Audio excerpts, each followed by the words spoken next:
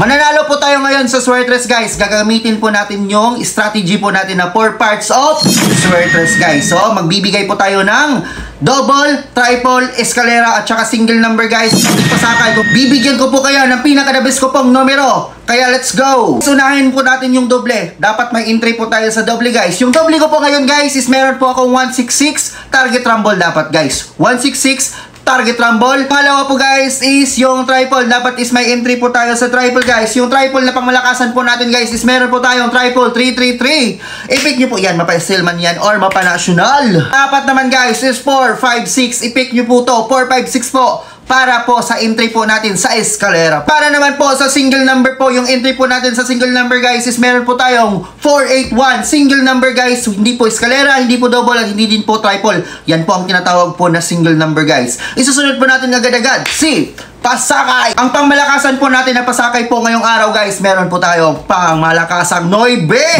I-pick nyo po yan guys, pangmalakasang Noibe po ngayong araw guys. So, ang tanong po ni Boss Ibu guys, ano po yung pangmalakasan nyo po na Noibe dyan? I-comment nyo dyan sa may comment section. Pag nag-reply po ako ng goods yan guys. Matik, i-pick nyo po yan. Para po sa akin, sa pasakay Noibe, meron po ako 913 po at saka meron din po ako 904. 2 combi po na may pasakay Noibe. Pasok ka na ba sa VIP ko?